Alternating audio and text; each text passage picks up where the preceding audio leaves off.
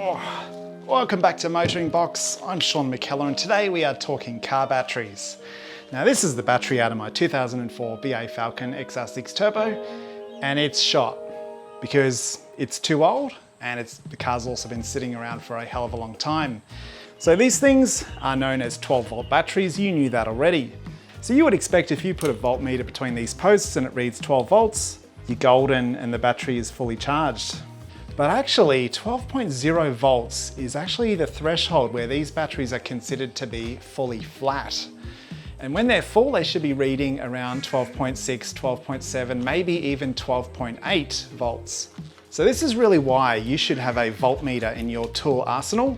This one only cost me about $6 on eBay, probably 10 years ago. And it is a piece of crap. It is one of the shittiest voltmeters you've ever seen in your life.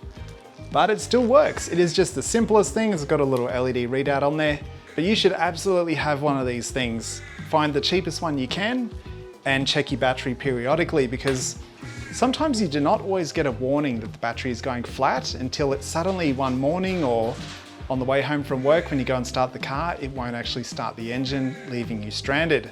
So it definitely pays. Anytime you're under the bonnet of your car, grab your voltmeter and check the voltage. If it's anything below 12.5 volts, it's a sign that your battery is potentially on the way out and it is on borrowed time. And another sign that this battery is on borrowed time is it is actually swelling ever so slightly on the sides here. It's sort of bulging out a little bit. So if you actually pull your battery out and you see that the sides or the front and the back are starting to swell, it is also a sign that it is getting on a little bit as far as age goes. So by checking the voltage periodically, bearing in mind it should be over 12.5 volts for a healthy battery, you can potentially avoid yourself getting stranded or your loved ones from getting stranded elsewhere on the road. Because chances are, it always seems to go flat when you're just trying to get home from the shops or you're trying to get home from work. It never seems to happen when you're in the garage at home. So as it goes, it's never going to be a convenient time for a battery to go flat. So that's why you should keep an eye on them periodically and then replace them when they're starting to get on a little bit like this one. So that's what we're doing today. So here we have our replacement. This is a Century 67 EF MF, and that is what a lot of Falcons take. You can check websites, battery finders, and see what battery your car takes. But if we do a little voltage readout here on this one, we are at 12.9. So this one is ready and raring to go. So just to recap, if your battery is reading 12.0 volts or below, it needs to be replaced. You can try recharging it with a charger, but you need to keep an eye on how it performs after that charge. The charger may bring it all the way back to 12.7, 12.8 volts, but I would recommend after you take it off the charger to check the voltage again within a 1 or 2 day period, because it can sort of charge these things with a sort of surface charge and they look okay, but after that sort of 24 or 48 hours of time, it'll drop down to its actual sort of highest voltage that it can handle. So why is this battery dead? Well, there are two factors I mentioned already. The first one is age. These things last on average, I think, anywhere from around 4 to 5 years. If you can get sort of 4 years out of your battery, you're doing really well. And that is kind of the problem. You know, this battery is at least 4 years old. I saw 2018 written on it somewhere when I bought the car. And that's sort of been compounded by the fact that this car was not really driven very much for the whole of 2021. But that's really the main two things you need to know about a car battery. There are lots of other things if you want to delve right into these, but I'm not going to do that today. Just bear in mind the voltage and the age. Sometimes it is not easy to ascertain how old a battery is. So in that case, just go on the voltage. But yes, we've gone from a battery which is only about 12 volts. I could charge it, but how long is this thing going to last and when is it not going to suddenly start my engine? I do not want to take that risk. So the Century is going to go into the car. There are a few little things we need to look at when we install it. So let's pop over there now and we'll take a look. Now, installing a battery cannot be easier. Simply take note of where your red positive terminal is. Where is your negative? Reposition the battery into the correct position, drop it down, and there we go. So do make sure you take off these little cap protectors. You'd be surprised. I've heard stories of people actually leaving these on. So it's not going to work if you do that.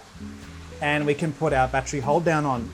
Now a hold down is very important because it's going to stop your battery from moving.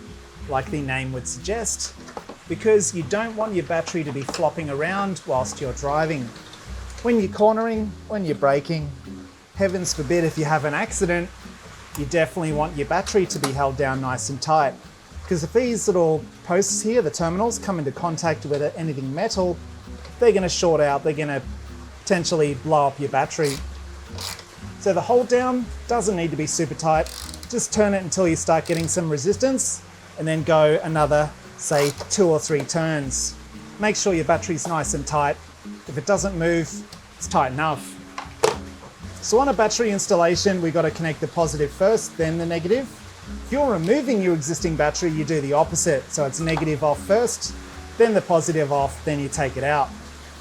So to connect your terminals, put it down as low as it can go to make sure it is sitting down on the post as far as it can. Make sure the cable's in a nice relaxed position. So again, with your socket, it's not really to the ability of your strength, but we just want that tight enough that it's not going to move. So that is perfect. So next time I probably will replace that nut because it is getting a little bit rounded, but make sure you put your little protector sleeve on there as well. So with the positive installed, we can move on to the negative. Make sure you do this in one swift, smooth motion. And again, we want to get it all the way down as low as it can go onto this post. Before you install either of these, make sure they're pretty clean as well, especially on the inside. This one is looking a little bit manky, but that is as clean as I could get it. So slip it down on nice and quickly onto the post, as low as it can go. Then we can tighten her up. Again, not to the ability of your strength, just tight enough so that it does not move. And that's really it. So that's the 3 things you need to take note of. Make sure your hold down's nice and tight, and then make sure both of the terminal connectors are nice and tight as well, which these ones are. Perfect.